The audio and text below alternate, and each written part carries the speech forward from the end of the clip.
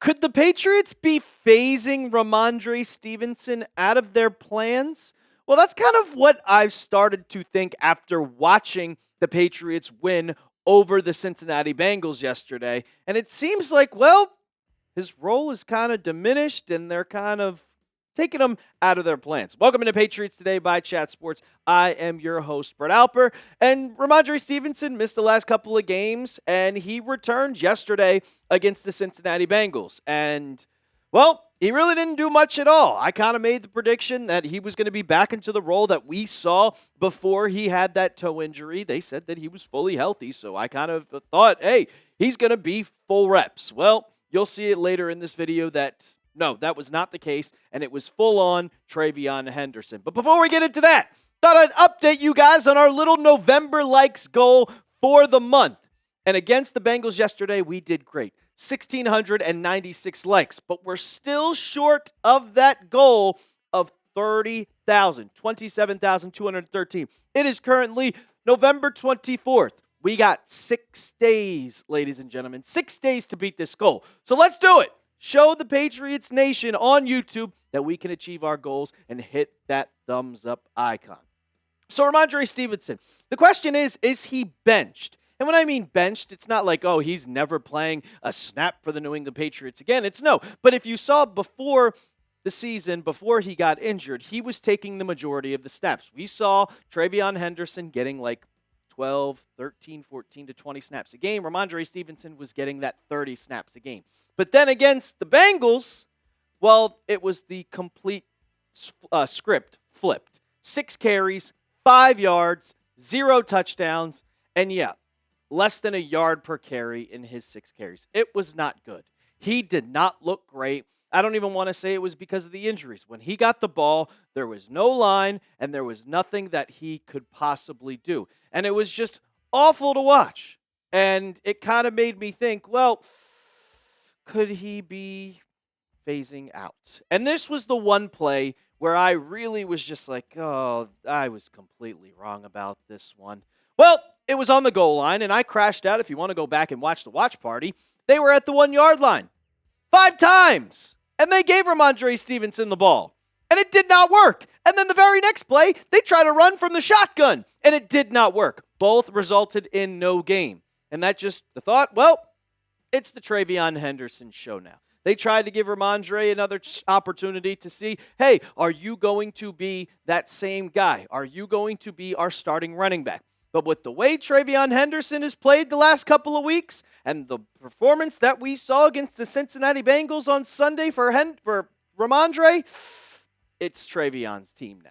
And we saw that, and the Patriots have seen that with Josh McDaniels and Mike Vrabel. If you look at the touches between each and every one of the running backs, this is not snaps. This is how many times they touch the ball on the field. TreVeyon Henderson, 21 times, and Rhamondre Stevenson, only 7. Terrell Jennings, he was also active for today's game or for yesterday's game, and he had 1 touch. I tried to run it at the 1-yard line. It also did not work. I would just come in here and say, I made a short last week or whatever it was, and I went on here and I said, start Rhamondre Stevenson because he's a better pass protector. He's better inside the tackles. I am strong enough to admit when I'm wrong. Don't start Rhamondre Stevenson. Start TreVeyon Henderson because it obviously brings more success for the Patriots. They can suffer with how bad TreVeyon Henderson's blocking is, and he's only going to get better. But I will say, don't bench him. You still need Rhamondre for the depth. There are still going to be times when it's 3rd down and 1, and you're going to want to hand the ball off to him. But if I'm going to talk about it, I don't think that Rhamondre will be here in 2026. Currently, he's like the 11th or 12th highest paid running back in football. But once we get past the 2025 season and on to the 2026 season, when you get to that post-June 1 cap hit, well, if you cut him, you save $4.85 in dead cap. That's what the dead cap goes to. So that's not that big of a hit for the Patriots when you currently have so much cap space. And post-June 1 trade, if you trade him, you only have 1.6. I'm sure there's some team out there that is going to be willing to give a 5th-round pick and say, hey, we'll take Rhamondre. Well, we need a downhill runner, and you guys obviously want to give the keys to TreVeyon as your starting running back. So I don't think that Rhamondre is going to be here in 2026. But you guys let me know what you think. Is he going to be here next season? Because I'm starting to not believe it, especially with how his role is going for the rest of the year. I love him, but I don't think that it's going to happen. You let me know down in the comment section. Next, got some Patriots versus Giants news because, Monday Night Football. We go up against the G-Men. We're also wearing our throwbacks, and they just made one move, and I think the Patriots were eyeing this, waiting to bring another coach into the organization. We'll get into that in a second, but first, I got to tell you about our sponsor of today's show, and that is Prize Picks. It's the holiday season, the best time of the year for sports, bowl games, basketball matchups, playoff pushes. It's all happening at once, and while you and I are out here making decisions every day on what gifts to buy, what to eat, which game to watch, there's one place where it feels good to be right. Prize Picks. Prize Picks is simple to play. Just pick more or less than 2 to 6 player stat projections, and if your picks are right, you could cash in. Prize Picks has now early playouts. If your lineup gets up to a hot start, you may now have the option to cash out those winnings before the game even finishes. And I made a lineup for Monday Night Football. If you're watching this during Monday Night Football, check your apps. See where I'm at with mine. I got Bryce Young, the more on 204.5 passing yards. Christian McCaffrey, you got the more on 122.5 rushing and receiving yards. Yeah, that's combined. And I think that Tedaro McMillan is going to get a touchdown. Give me the more on that one. Download the app today and use code CLNS to get $50 in lineups after you play your first $5 lineup. That's code CLNS to get $50 in lineups after you play your first $5 lineup. Prize Picks. It's good to be right. All right, talking about this weekend's matchup. It's a Monday night game. Patriots got an 8-day break ahead of it, and it's the Giants against the Patriots. You know we hate the G-Men.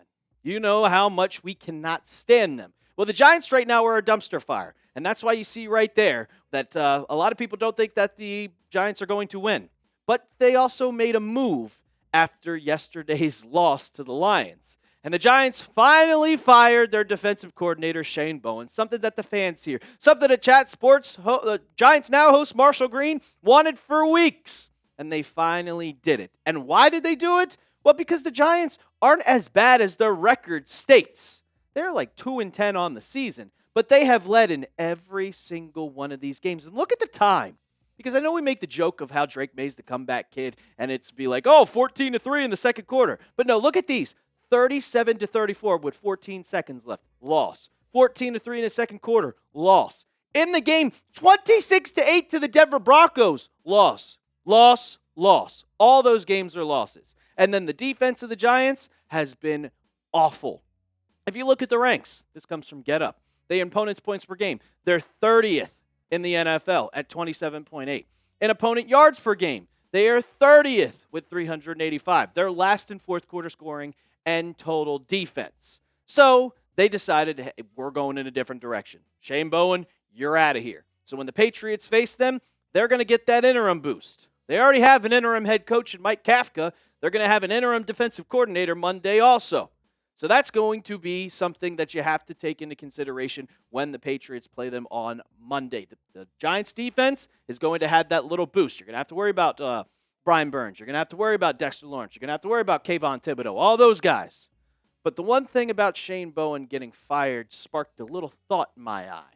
And that's where I thought that Shane Bowen being a future New England Patriot and coming on the coaching staff. And people are like, right, he's terrible. Which I do think he's terrible because I watched those Giants games and he was bad. But I really could see him joining this coaching staff. Maybe even this year. And why? Because Bowen has massive connections to head coach Mike Vrabel. They are very, very good friends and they go way back. And when I mean way back, they go way back. This is a 13-year relationship in the making.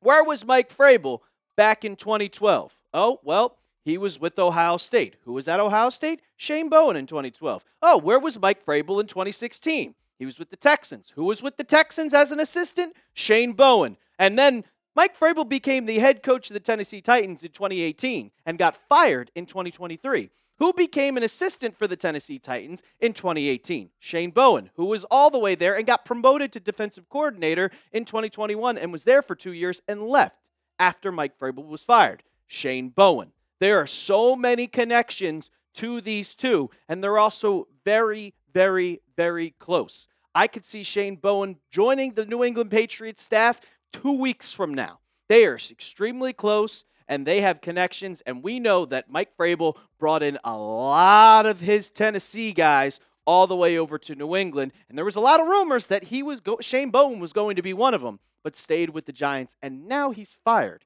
And Taylor Kyles, he posted this earlier today on Twitter, and Mike Vrabel was asked during his press conference, and he called Shane Bowen a close friend and says he'll support Bowen and his family the best he can while focusing on his job with the Patriots. Well, being a close friend and supporting him, I'd call him up and be like, well, I mean, you got some of the credentials. You want a job? Because we can get you as an assistant. I could see that in a heartbeat. But I don't want it. I don't want that to happen. I saw what Shane Bowen was with the Giants defense. They have a very, very talented roster on the defensive end. Brian Burns is really good. Kayvon Thibodeau is really good. They drafted Abdul Carter, and he's been absolutely quiet. I wonder why. Dexter Lawrence is one of the best defensive tackles. I could name them over and over and over. They have a really talented roster, but they haven't done anything with it. And why? Probably because of the coach. So Shane Bowen, I'm probably going to just be wrong about this because I just see it happening, but I don't want them to hire him. I don't want us to hire him. But it's probably writing in the wall at this point. Would you hire Shane Bowen as an assistant? Go down in the comments section, give me an H for hire, or give me a P for pass. We'll be live on Wednesday, ladies and gentlemen, for our weekly live show. It doesn't matter if it's Thanksgiving or not. We got to give you the Patriots news that you've been craving. So make sure you hit that sub button. And as always, let's go Pats.